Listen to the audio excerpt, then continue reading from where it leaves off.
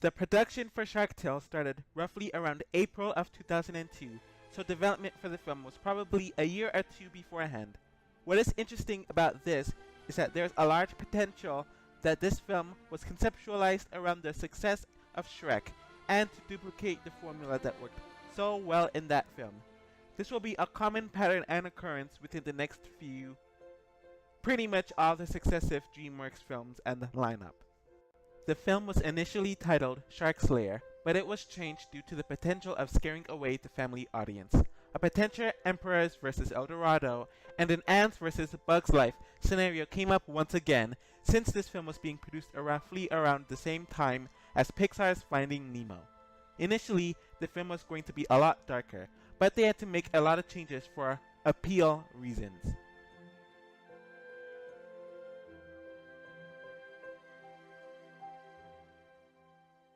We go to a bootleg under the sea for no reason, New York, after Lenny saves a worm, and his brother Frank makes fun of his homosexual tendencies. And we are also introduced to Oscar and the ghetto by him pretending to live in a mansion via a billboard, with a bunch of hood black kids, quote unquote, making fun of him. We also learn that he is poor and works at a car wash with his unrequited love, Angie. After some horrible puns and exposition, we finally get to our inciting incident. This takes place when Oscar is told by his white boss Sykes that he owes him money. Angie decides to give him her grandmother's pearl to pay off the loan, and the idiot decides to bet it all on a race that obviously he loses. Act 1 ends with the lock-in of Lenny failing to be trained to be a straight carnivore and Frank accidentally being killed, which Oscar takes the credit for and becomes the Superman equivalent of a shark slayer.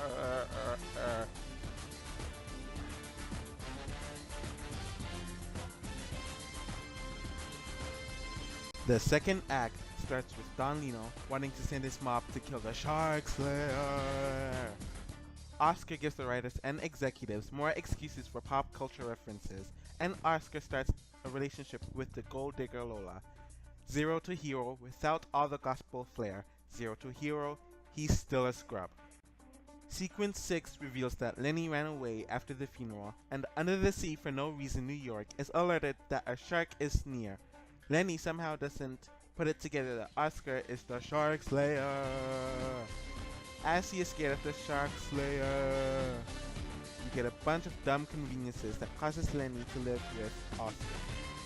The midpoint is when Angie finds out about Oscar hiding Lenny and being a fraud. None of this amounts to anything though, since Oscar and Lenny come up with a plan for him to remain his rep and so Lenny can fake his death to live another life. Things turn out well and Oscar is officially a somebody and a hero. Angie is mad because Oscar got a girlfriend, despite Angie never making a move on him, and for acting like being a nobody is about wealth. He's sad and suddenly dumps Lola, who is obviously angry. Oscar suddenly loves Angie and wants to be with her, but receives a call by the mob that she is kidnapped so Oscar can come to them.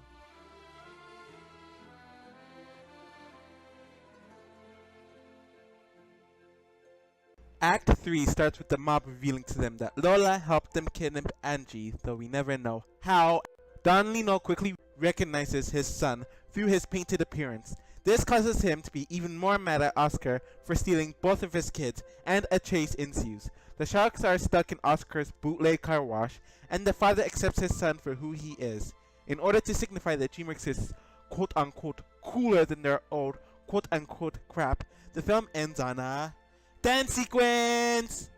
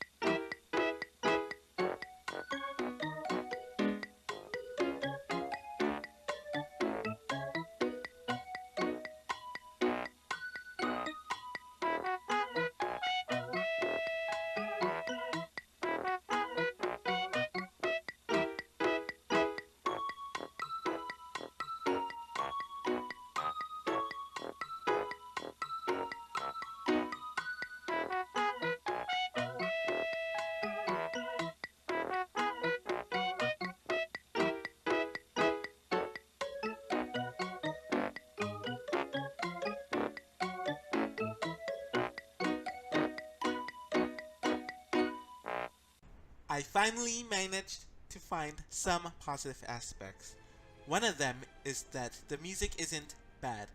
Sure, it's just a bunch of late 90s and early 2000s struggle hip hop music, but it's kind of pleasant. At least it is the least irksome aspect of the film. Another positive is that they at least try to talk about the subject of homosexuality. Sure, it's coded, but it's very clear where they are hinting at. I don't recall a mainstream animated film touching on it so boldly in comparison. So, props to this film. Don't get used to me giving props to this film throughout the rest of the review.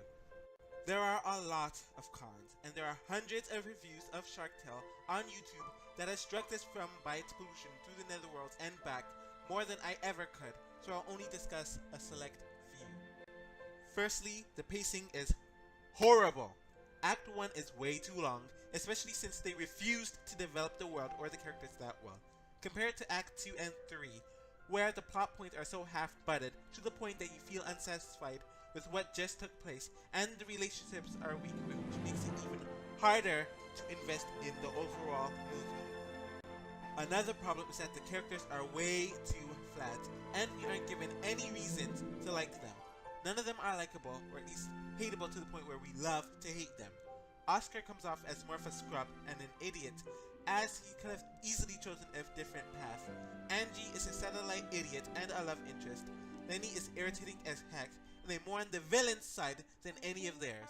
Most of them are also blatant and borderline offensive stereotypes of Italians and black people that were old and tired by the early 2000s. So why would we like them even more now? The plot is so damn trite and by the book. Not only are a lot of the plot points painfully convenient and predictable, but there's nothing new to it and no spontaneity. Whatever darker aspects that they took out of the film would have at least made it a bit more interesting.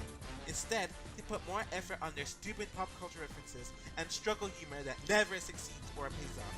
A cheap laugh here and there cannot cover the issues that the film has, and there's severe and countless issues.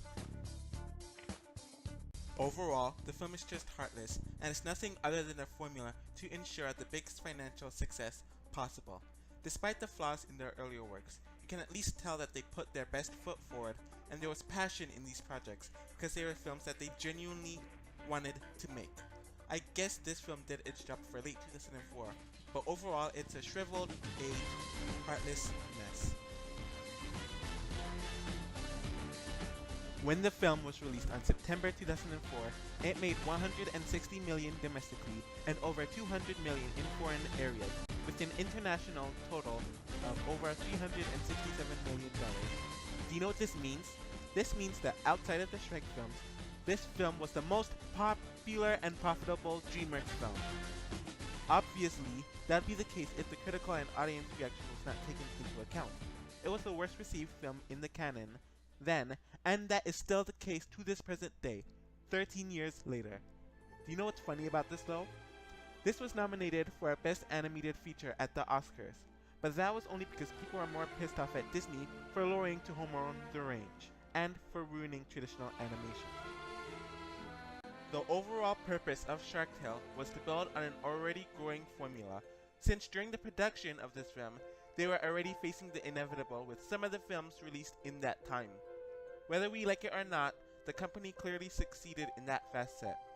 It made a decent amount of money and set up 2004 as a decent and one of the most stable years for them in comparison to the horrid 2003. This also continues the tradition of the moving towards the pop culture centric dance sequence ending comedy CGI films that we are still stuck with today, that is emulated by almost every single studio. While this film is easily seen as the worst DreamWorks film, the decreasing critical and audience reception would not be consistent for another year or two, as the shift to Paramount enters its final stage. Shark Tale failed to make a franchise, which for DreamWorks was in desperate want and need